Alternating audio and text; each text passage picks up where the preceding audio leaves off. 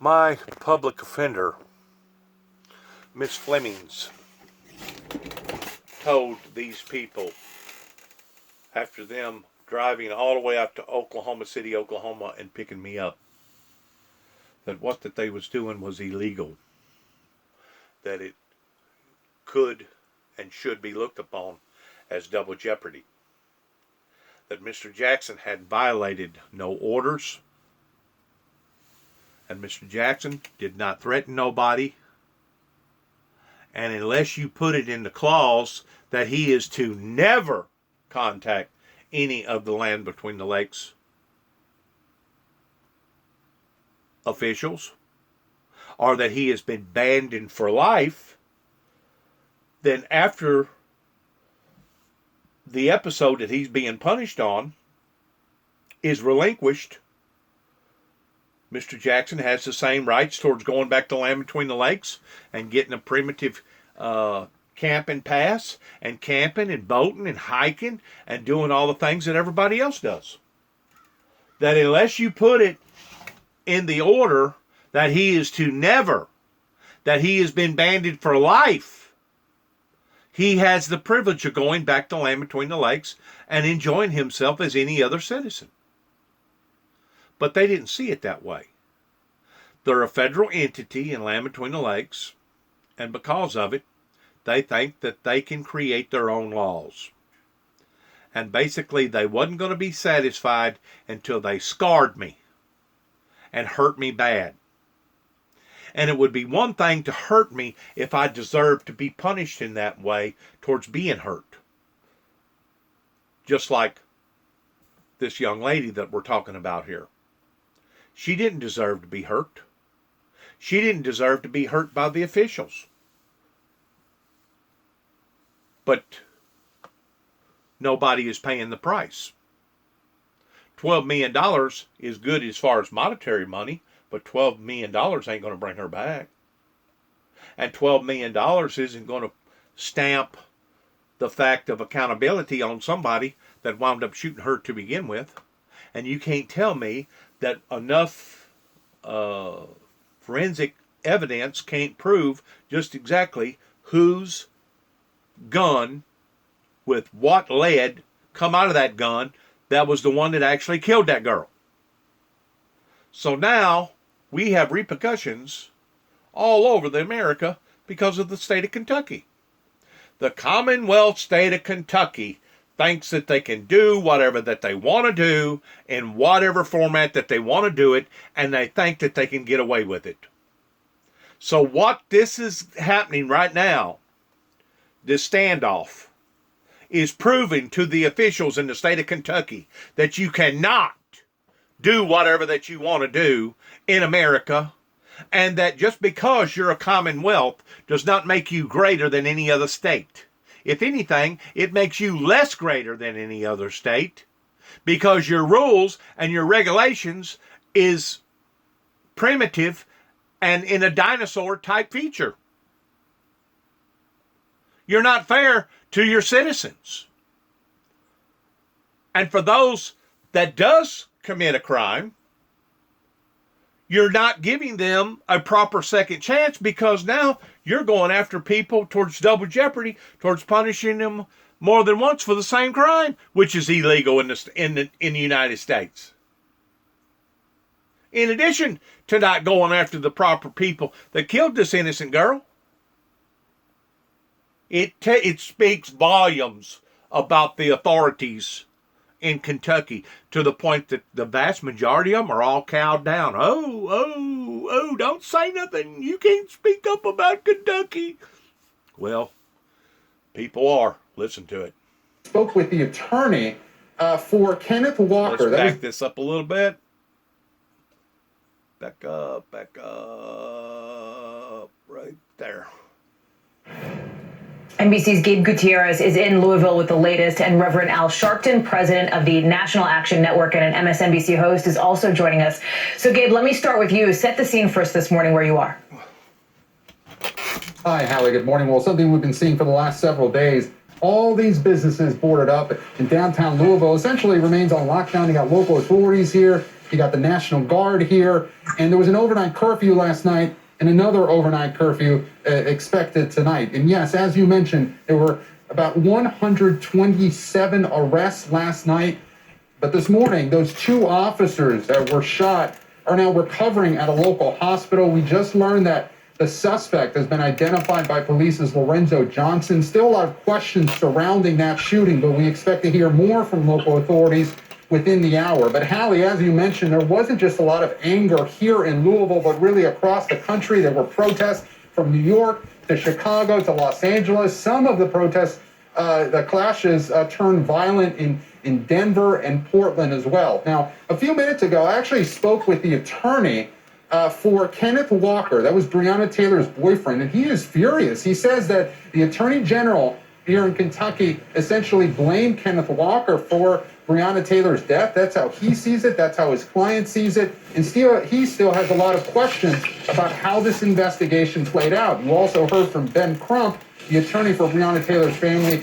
He is not only calling it a sham proceeding, but he wants to see the transcript from that grand jury proceeding. So certainly, Hallie, a lot of unanswered questions for this community here in Louisville. But yes, as you mentioned, one of those officers, Brent Hankinson, he has been released on bail, $15,000 bail after being charged with 3 counts of wanton endangerment. The other officers involved in this case cleared of state charges at this point. Hallie? Gabe Gutierrez live for us in Louisville. We want to bring you back to D.C. quickly because Senate Majority Leader Mitch McConnell, who of course is from Kentucky, is talking about Breonna Taylor's case. Let's listen for just a minute. American cities. This guy here, I despise. Because he don't have a clue in what is actually occurring with the citizens of the state of Kentucky. What is it, something like 120 different counties? He does not have a clue other than standing with the rich man, the powerful man, the conglomerates. Whenever it comes to various things that the citizens of Kentucky has been guilty of, and whenever it comes to the things that their law enforcement agencies are guilty of, he don't have a clue.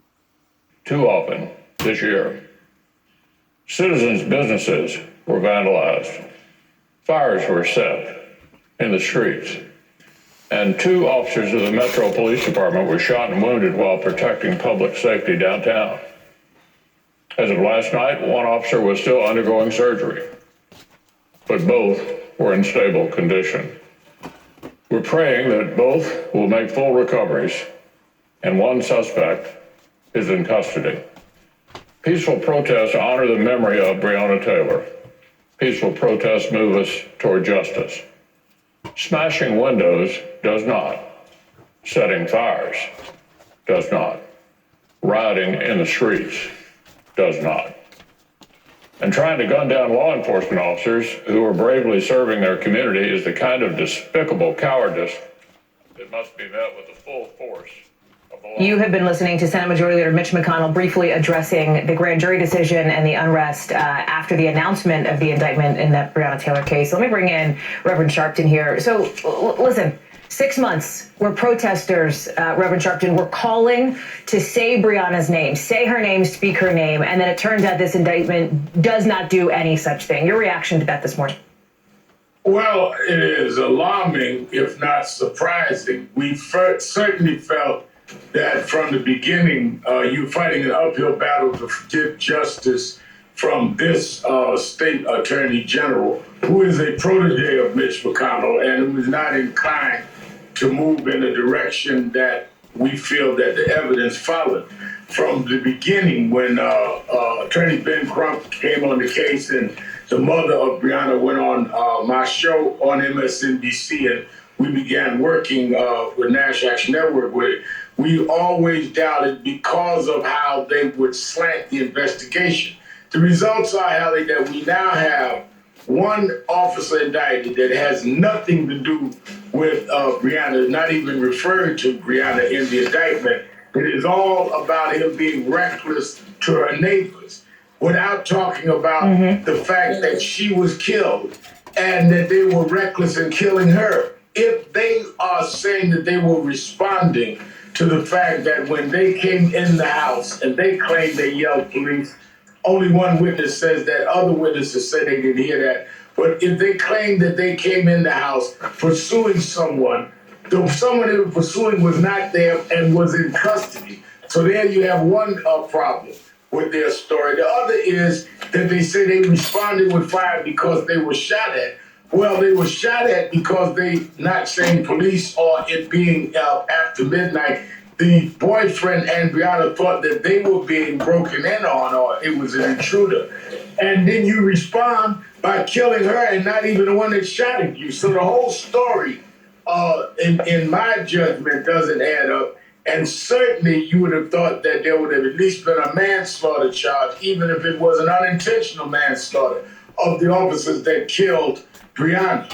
But there was no charge at all that relates to the death of Breonna Taylor, who was completely innocent, has no criminal record, and the only thing she did was go to sleep in her own home. And we are given this kind of decision, which says that her life is worthless. Some of us will not be quiet about that. I'm almost out of time. Two very quick questions for you. One, what is your message to protesters around the country and in Louisville this morning? And two, what are the chances that you think we will actually see more of the material from the grand jury as, for example, the attorney for Breonna Taylor's family and others have been calling for?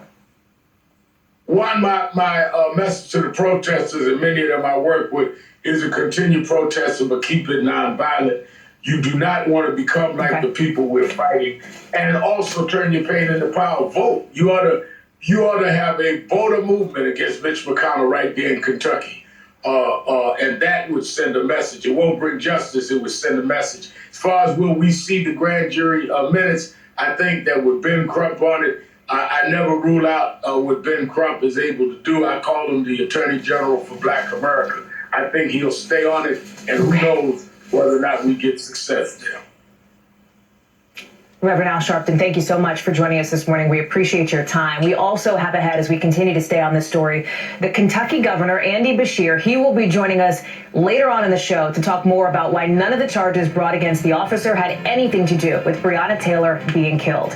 That is coming up in a bit. We're also talking about early voting kicking off today in the critical battleground state of Michigan. We've got our road warriors live on the ground with President Trump on defense in 3 red states he carried in 2016. Steve Kornacki is live at the big board breaking down those polls just out this morning.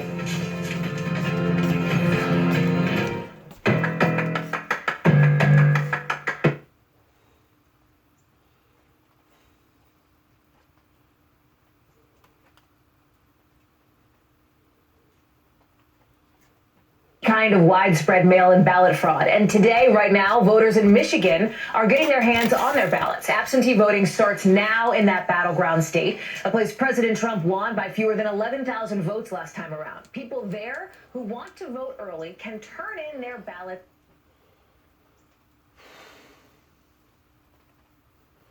They do that. They say that they're fixing to come on and start talking with the governor, but they'll put something in between like this. I don't want to hear all this. I want to hear what she was talking about the governor fixing to speak on the same subject.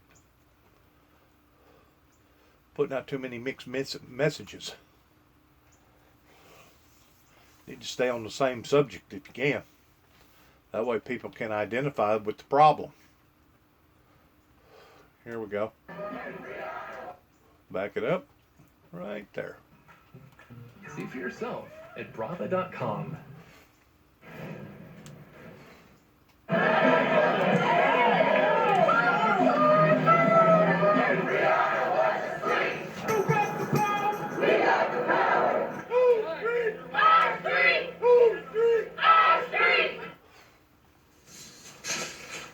That is what it sounded like overnight, with protests all over the country after a grand jury decision to not directly charge any of the police officers involved in the Breonna Taylor case with her death. One officer, Brett Hankinson, was charged with wanton endangerment for bullets that went into a neighbor's apartment.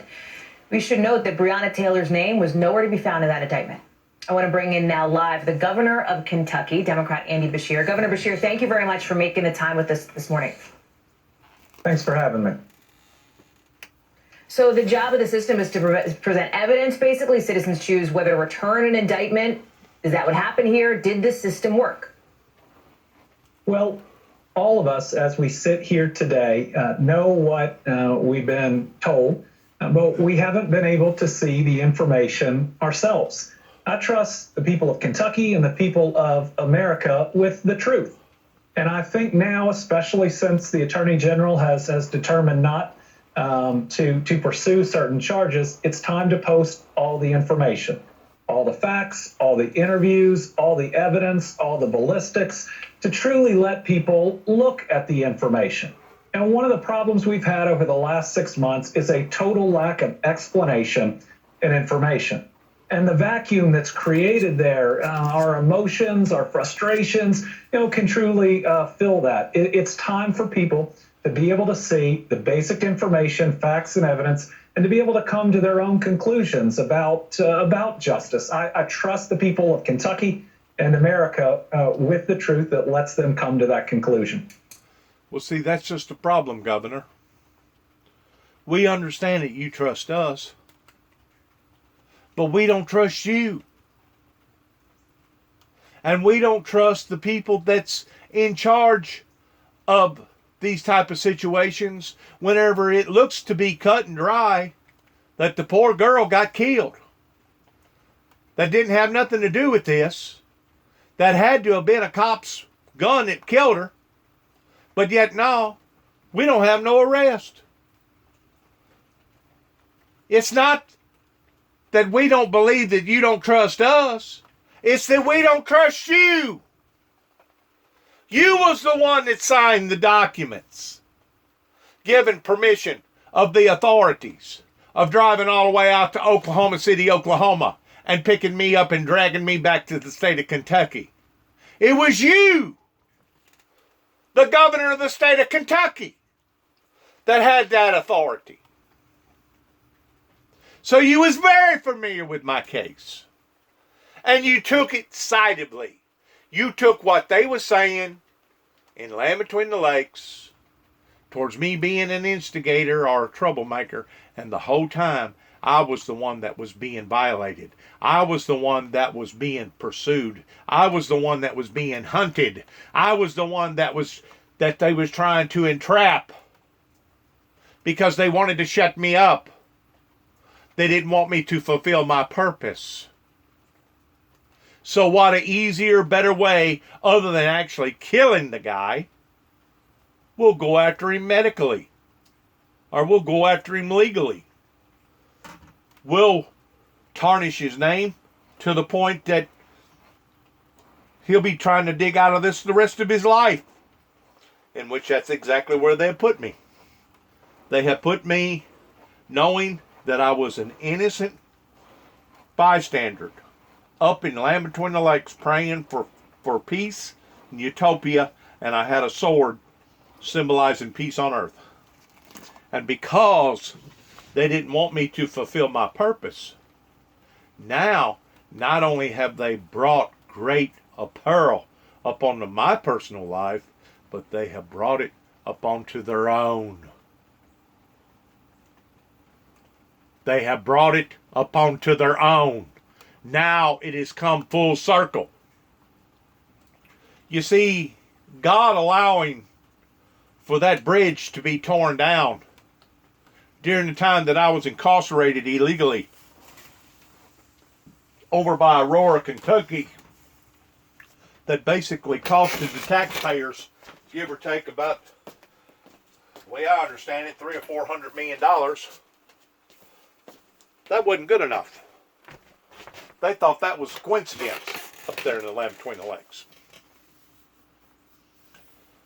They thought that was a coincidence. Just like they thought it was a coincidence that I had predicted for major electrical disturbances, and about 17 months later, here comes one of the worst ice storms that had ever hit the state of Kentucky. Whenever you're dealing with people that are either stupid, ignorant, or they don't have no belief in the supernatural pertaining to the super powerful. You're dealing with a bunch of infidels. You're dealing with a bunch of numbskulls. You're dealing with pure meanness. And that's exactly what I was dealing with up around Calvert City, Grand Rivers, Land Between the Lakes, and Aurora, Kentucky. Especially whenever they come back after them incarcerating my truck, taking me to Four Rivers Behavior Center, questioning me about my motives. A week and a half later, come back trying to indicate that I had full intentions towards wanting to blow up the Kentucky Dam. Where did that come from, Governor? That come from the pits of hell. Because if I would have been stupid enough to have said, oh yeah, I have full intentions of wanting to destroy the Kentucky Dam so that I can create an electrical disturbance, I would still be in jail to this very day. And I couldn't tell you the amount of people that I met like that was stupid enough to say stuff that they never should have said, and they're still doing time on account of it. Some of them won't never get out of jail because they've threatened a judge, or they've threatened a sheriff, or they've threatened one of their people in law enforcement or pertaining to the judicial system that they never should have threatened. They never should have opened up their mouth, even though they didn't have a gun, even though they didn't have it really wasn't a what you'd call a crucial or a vital threat. But because it uttered out of their mouth, they're going to do the time the rest of their lives. Or basically, it will ruin their life while they're in there. So, we're all on to you. Not just people like the founder of the Windmill Ministries here at 291 Thompson Road, but we're all on to you, Governor, towards how you operate. And how that you people think that you're above the law in creating the law any way that you want to create it towards the line for somebody to be shot down, cold-blooded, and there be no charges. Like those bullets just mysteriously fell out of the sky. Or like that poor girl, that her life was basically worthless to the point that she don't deserve justice. We're all on to you, Governor.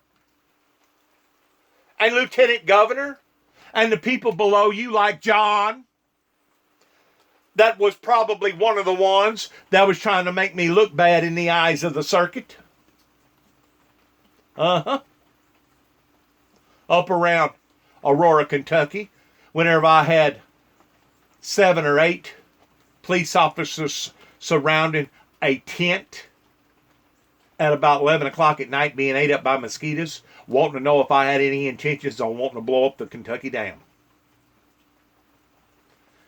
You see, you don't see how that affects people's lives like me. You know why you don't see it? Because you don't give a damn. Just like the people out there in Oklahoma. Whenever they planted a bomb in the back end of my truck and they blowed the back end of my truck up.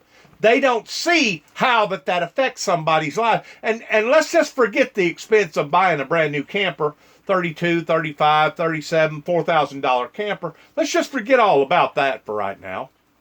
But let's look at the carnal damage that they have done to my personality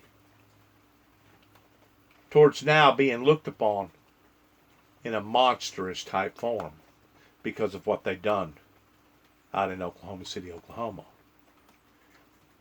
They don't see what that they have done pertaining to the judges, the juries, the prosecuting attorneys, other people below you and above you and around you, towards the damage that you do to individuals' lives, just like they done right here in Weakley County.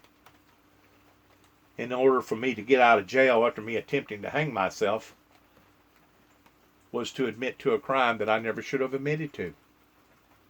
Just like I never should have admitted to a crime of stalking on a telephone. How in the hell do you get stalking on a telephone? At the very most, it should have been maybe improper contact or communication harassment, But stalking?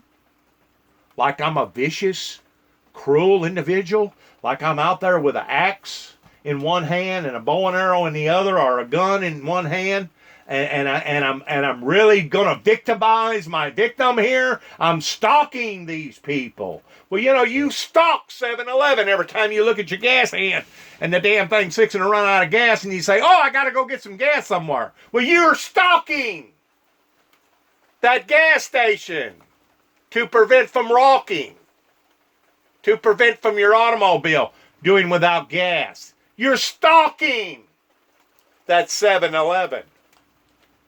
So there's different forms of stalking now, isn't there, Governor? There's hateful stalking. There's cruel and indifferent stalking. There's violent stalking. Well, see, none of those things is in none of your legal terminologies.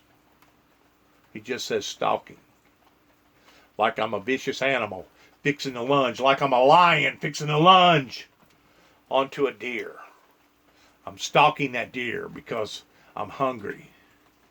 Oh, I think you get exactly what the public is trying to tell you right now. So let's hear out of the side of your ass, coming out your mouth, towards what you're fixing to say to the American people. Because you're not just speaking to the dumbfounded people in Kentucky, to the people that's been deceived in Kentucky that puts up with this kind of bullshit. You're speaking to all of us now, so let's hear what you got to say, Governor. Governor, it seems at this point, at least, unlikely that any kind of revelation of those grand jury materials is going to happen, because the AG's office has said that would, quote, compromise the federal investigation and violate a prosecutor's ethical duties. So let me ask you about the federal investigation. What are you hoping that leads to, and what conversations have you had with the FBI or the DOJ about a civil rights case here? Well, I don't think that posting the information that was gathered for a potential criminal case can harm a civil rights case, which is on the civil side. I do not believe that there are any issues, ethical issues for prosecutors. I am the former AG. Now that that potential case and direction is over, we have seen in other cases, even later in Ferguson, information being posted and significant evidence being posted. So I think it's time. The people deserve it. Put it out there and let them read and let them process. Again, trust our people and trust America with the truth and the facts. If that be the case, how come the private entities that they hired that wasn't supposed to have been associated with the case, the forensics, could not make a determination towards whose gun actually killed that girl? How can you trust a group of people that obviously either are dumbfounded or they're using some freaking equipment that must be so damn old that's considered primitive? How can you trust that? How can the people trust you by you telling us the truth whenever you can't even make a determination of whose bullets come out of whose gun? They prove this every day. They can basically tell you within the finite of a human hair towards where that person was and whether or not that blood spatter is of this person or that person. Obviously, you hired the wrong team in giving you the wrong answers. Or maybe that's exactly what you wanted, was the wrong team with the wrong answers. Because I guarantee if you hired the right people with the right equipment, they could tell you whose gun, whose lead went into that human body that caused that girl to die. And they could tell you if it was multiple bullets that come out of multiple guns. They could tell you. We're no longer living in the 20th century, Governor. You used to be the Attorney General there. What is your confidence currently in the current Attorney General, Daniel Cameron, right now? Well, the Attorney General and I have had some disagreements. He's currently suing me in court to overturn every COVID restriction, including our mask mandate. But on this, what I want to see is the evidence. I don't want to argue with a prosecutor's or a grand jury's conclusion without actually knowing the facts myself. And I think that's what everybody wants. It creates a level of transparency that I think people don't just crave, they deserve. And again, when you don't have all those facts, I mean, for instance, the Attorney General described, and I did We don't have to have the facts. We don't have to have the facts. This is the part that you don't get. The American people pays people like you to have the facts. You're supposed to be the professionals. You're supposed to have the answers. The people gave you enough time to come up with the proper answers. And you come back with zero. You come back with bullshit.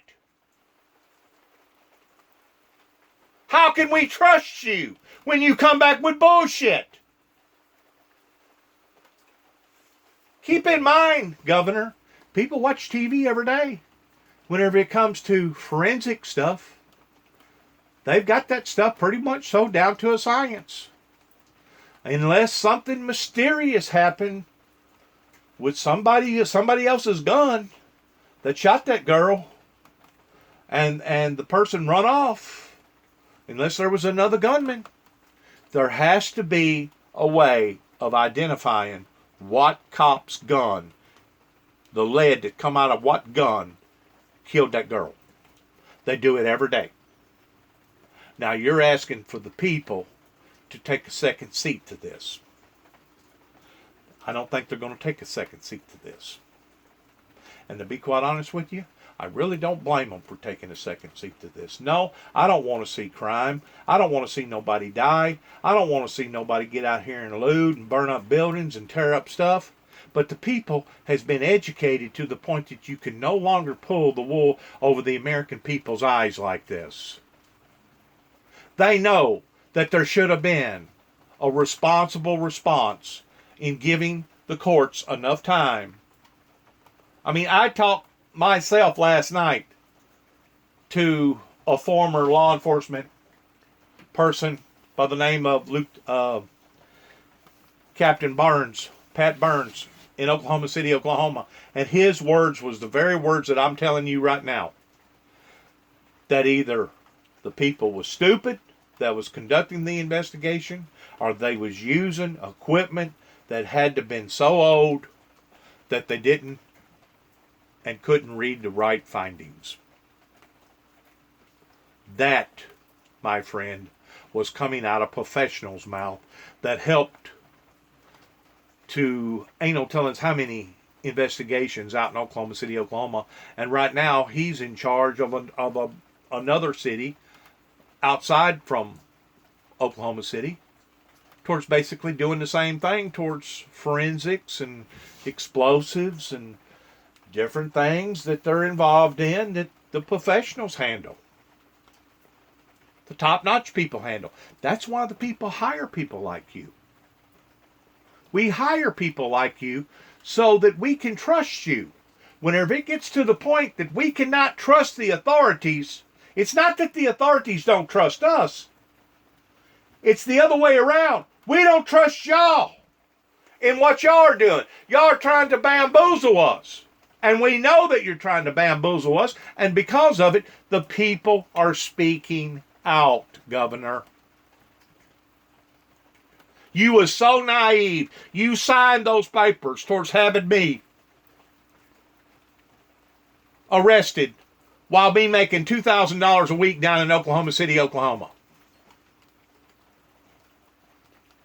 Brought me back to Trigg County to stand in front of a group of people that had already tried to attack me and destroy me on two different levels, on two different occasions. On a county level and then on a federal level. Well, they couldn't get me on neither one, so they tried this time, the third time, on a state level, going to LaGrange, Kentucky. I'm pretty sure you're very familiar with LaGrange, Kentucky. That's where some of your top-notch nuts wind up going to that get away with murder from some hotshot attorney that says, well, this person was not in tune with reality to the point that they shouldn't be held responsible for their actions, and they basically get away with murder up there. You see, you attack the people that you want to attack towards giving them a bad rap, but then the people that you shouldn't give the bad rap to, you give the bad rap to. So we have seen the corruption, what goes on with these attorneys towards declaring insanity, knowing good and well that the people aren't insane. If you're smart enough to put your pants on, to know daylight from dark, know the President of the United States, know what time and day it is, if you're smart enough to eat and feed yourself and bathe yourself, then you're smart enough to be held accountable for your actions. And that's the part that the American people are becoming wise to, because they're tired of this. You know, you can plead the fifth all you want. You can plead insanity all you want. But the bottom line is, okay, you claim you're crazy, but are you really crazy? You say you're incompetent, but are you really incompetent? Uh-huh. Whenever the people get through tearing up your town and tearing up your cities and your towns, and all this bloodshed falls upon to the streets because of this craziness that's going on up there in the state of Kentucky, eventually they'll run people like you out on a rail. And the rest of you, the governor, the lieutenant governor, the assistant governor, and all the rest of you that's all tied in together with John towards running you out on a rail. And that's exactly where you need to go, because we're no longer living in the 20th century. The people that engaged in my personal life, as far as I'm concerned, may they die, in which they're going to die anyway. They're going to die. Trust me, we're all going to meet that day one day. May they die and go straight to hell, because they knowed what they was doing was attacking the founder of a ministry. After my father, my biological father, James Robert Jackson, put the red light on me, put me under a microscope, in the degree that he contacted the Kentucky authorities and said, stop my son at all costs. He's on a cop by suicide mission. Once that occurred, I was being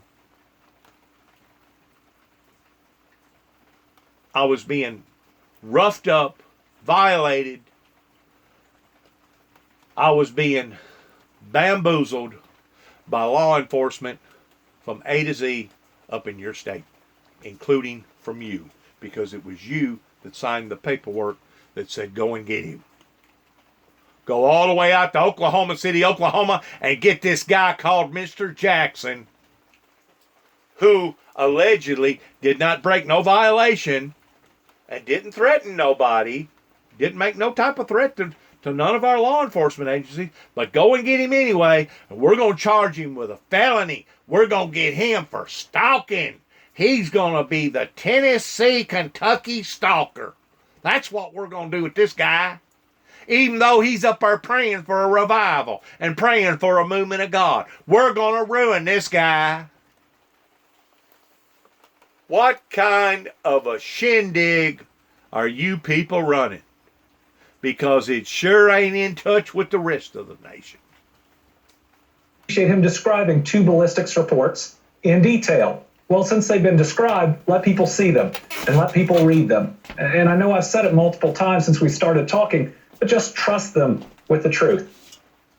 Trust you? A few more questions for you. I know, Governor, for my day job for NBC News, I cover the White House and President Trump. I know that you've been in contact with the president this morning. I'm not sure if you heard, but he was out in an interview and called you a good guy. I'm wondering about your conversations with him. I'm curious if he has spoken Breonna Taylor's name to you. Well, we had a brief call last night.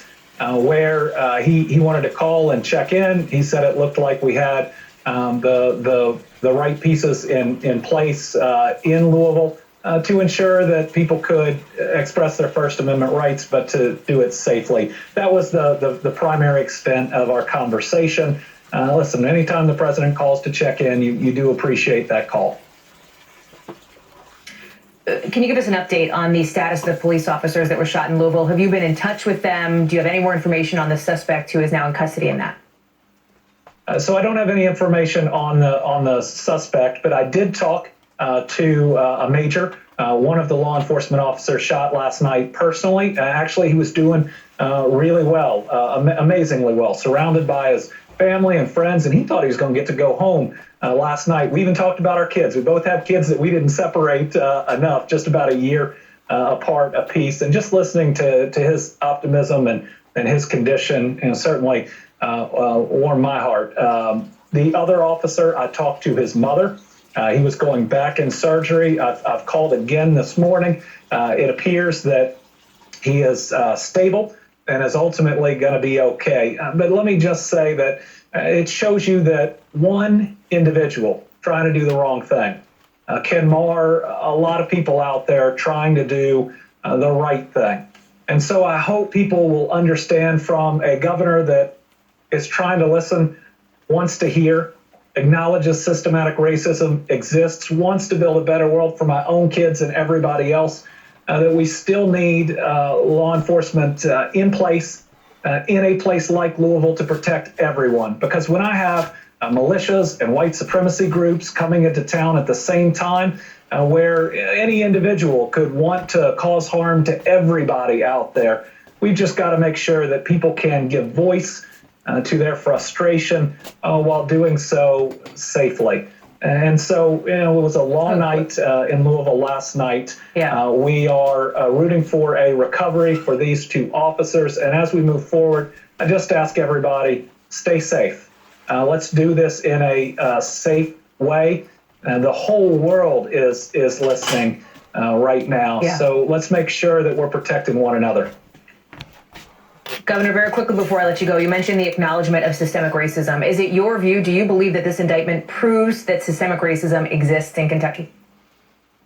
Well, again, we haven't seen the information presented to any of these grand jurors, but systematic racism exists all across America, and we've got to acknowledge that. It exists in areas like healthcare, where in Kentucky, our Black and African American Kentuckians are dying at twice the rate that they make up of the population. And that's because of one reason, unequal access to health care that Dr. King talked about decades ago, and we didn't solve, and look at where we are right now. So we can all agree that we've got to build a better world moving forward that should work for everybody. We all count. Governor Beshear of Kentucky, Governor Andy Beshear, thank you so much for making the time for us on what I know is a busy and newsy morning for you. We appreciate it. The reason why that I have such of a stand memory of Mr. Beshear's name is because before my wife got married the first time to a Kirk, her maiden name was Beshear. So the name Beshear, other than the Beshear night garments that they sell for cashmere or whatever you want to call it, night clothing, sticks vividly in my mind. In addition to, he was the governor whenever I first got acquainted with the Land Between the Lakes people in 2007, leading into 2008. And he was the governor at one time, then he got voted out, then he became a governor again, the way that I understand it. So it's kind of like your corrupt judges. They'll come in power, and then a judge will become a sheriff for 4 years or 8 years. And then the sheriff will become a judge, and the judge will become a sheriff. It's all a clique. And they've been operating this way for centuries. Centuries. And they wonder how come their bill pertaining to how many people that they're housing in their state institutions as well as their county and federal institutions in the state of Kentucky, they wonder how come they're going bankrupt. Because it's all a clique. Birds of a feather flock together. Naturally, Donald Trump is going to pat him on the back and say, oh, you done such of a good job. You're an elegant speaker and I like you. Birds of a feather flock together. The rich take care of the rich. The rich don't take care of the poor. The rich take care of the rich. The corrupt take care of the corrupt. And the people are now awakening to this. Like I said, we don't have forensics in the 19th century or the 20th century. We have forensics now in the 21st century. And there should have been, after 6 bullets goes into somebody, there'll be a pattern on everybody's gun towards where that firing range hits and how that gun leaves that barrel and leaves scar tissue all over that lead. And you can see the difference just like a fingerprint. So by them telling us that they don't know who killed this lady, they're blowing smoke. And the American people can see it. It's a cover-up. It's a cover-up for a certain particular cop. But I guarantee you, if it was the wrong cop, oh, they would dump him in a heartbeat. They would throw him under the bus so quick you wouldn't be able to see. You wouldn't be able to see nothing but his ends of his ankles towards him going to jail for the rest of his life. But it just tells you how the state of Kentucky operates. And it's not just Kentucky. It's not just the Commonwealth. It's across the board. And we thought we was going to bring in a president that said that he was going to drain the swamp. And there's been certain things that he's helped to do. And there's been certain people that he's brought the magnifying glass into towards determining of the corruption. But whenever it comes to actually draining the swamp that goes on from the county level, from the church level, all the way up to the White House level, nope. Hadn't even made a dent in it. Hadn't even made a dent in the corruption that goes on in this country. And you wonder how come other countries are laughing at us and making fun of us like Canada? Huh. You do the math. You do the math. It's pretty obvious why they're laughing at us. They're probably laughing back right now saying, wow, what a bunch of blinded idiots. We're going to have more on this story and coverage of it coming up today on MSNBC, but we want to bring you back to earlier this hour. President Trump and First Lady Melania Trump visiting the Supreme Court to pay respects to the late Justice Ruth Bader Ginsburg. And here's the response the president got. Listen.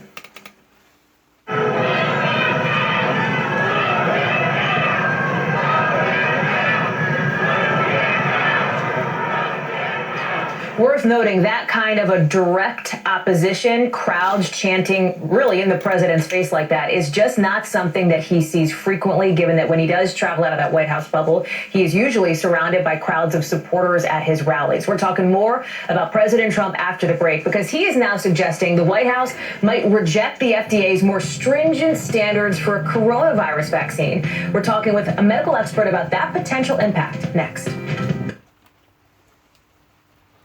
Move it forward, move it forward, move it forward. Right about there. New coronavirus numbers show this troubling news. Cases rising in nearly half of all U.S. states. That means we are now hitting an average of more than 41,000 cases a day over the last week. To put that in perspective, Dr. Anthony Fauci has said he wanted that number down to 10,000 by right about now to avoid what he called a really bad situation. We're also seeing new data suggesting the virus is mutating and maybe evolving. A big genetic study out of Houston finds one dominant mutation may be more contagious, but it's not necessarily more deadly or more potent. And on a potential vaccine, President Trump is now saying he might reject some stricter approval guidelines that the FDA is reportedly considering. We're looking at that. That has to be approved by the White House. We may or may not approve it. That sounds like a political move. Joining me now is Dr. Cassandra Pierre, Associate Hospital Epidemiologist at Boston Medical Center. Dr. Pierre, thank you very much for joining us this morning. Wonderful to be here. Thank you for having me. There's a lot to get to, and let me start with where we left off. President Trump now saying that he may reject those stricter approval guidelines that the FDA is looking at. Essentially, the FDA reportedly said, hey, we may take some more time to make sure that patients are okay as we do these vaccine trials. That could possibly put the date of a vaccine after Election Day. Talk to us about, as American citizens, as people looking to sort of fight the coronavirus, what effect that could potentially have. Yeah, the FDA's possibly most important role at this moment in history is to ensure the delivery of a safe and effective COVID-19 vaccine to the American population, especially in this climate of growing vaccine skepticism, decreased vaccine acceptance that we've seen across the United States, but especially in the communities that are most affected by COVID and severe forms of COVID, communities of color and those with comorbidities. So it makes absolute sense that the FDA would want to safeguard that process. And we, in the medical community, were heartened to know that the FDA was wanting to take its time to ensure that a safe and effective vaccine that would also be acceptable to the American people was going to be delivered. And what they were asking for was actually really not very stringent in the grand scheme of things. They want to make sure that this vaccine is safe and effective, and that the drug makers have taken enough time to ensure that it has an effect.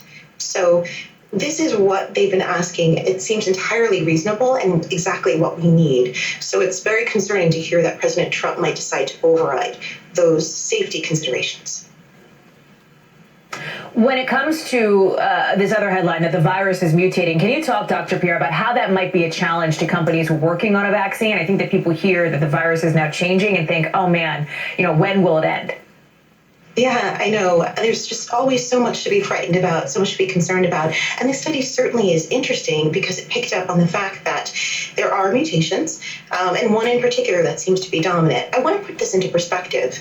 Many of the viruses, like COVID-19 or SARS-CoV-2, the virus that causes COVID-19, seasonal coronaviruses, many of them are constantly mutating. That being said, the mutations or the impact of the mutations is not always clear and doesn't always really matter in terms of the way the disease is expressed or how we can fight against it, including in ways like vaccines. So this one particular variant that's been discussed has been suggested to have higher risk of transmission, but we don't actually know that for sure.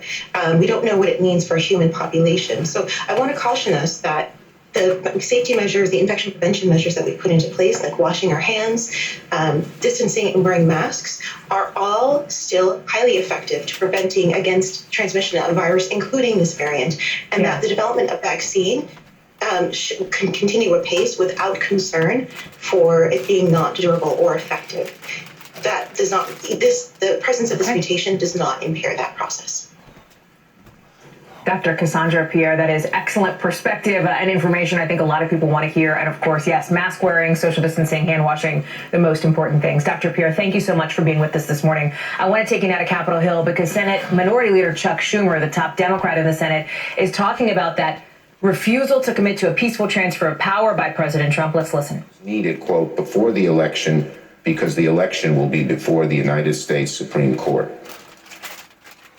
Where are our Republican colleagues? This is not a partisan issue. Democracy is at stake. And every constituent from every corner of the land, regardless of party or ideology, should be asking their Republican senators to speak out and demand that Donald Trump not be allowed to do what he says he's going to do and say they will join all of America in standing in the way if he tries. The most innocent interpretation of the president's comments is he's just trying to get people not to vote. Mail-in voting is rigged. I'm going to stay anyway, he cries. 12 more years, they chant at his rallies. All to erode American faith in the election and discourage Americans from voting. It doesn't matter how false, it doesn't matter how undemocratic, doesn't matter how corrosive it is to our democracy. The president doesn't care. It's his own ego and nothing else. The president says it if he thinks it'll help him win. And that's the most innocent interpretation.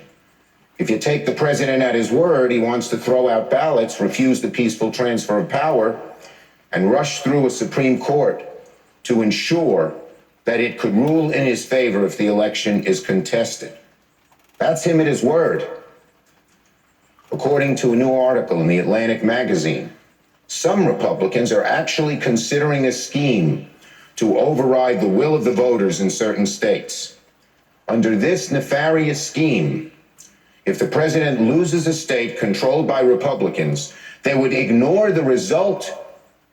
They would ignore what the voters asked for and send a rival slate of electors to Washington instead, deliberately provoking a constitutional crisis. Every American should read this article, and I ask unanimous consent that it be placed in the record. Without objection. If you read the facts, if you read these facts in a story about Belarus or Hungary, you might not bat an eye. But this is America. This is America. And here in America, our elections are sacrosanct. The peaceful transfer of power is our lifeblood. You have been listening to Senate Minority Leader Chuck Schumer blasting the president, calling him the gravest threat to U.S. democracy. That is after the president refused to commit to a peaceful transfer of power. I'm fixing to end once more. Our elections here in America pertaining to our democracy is sacred.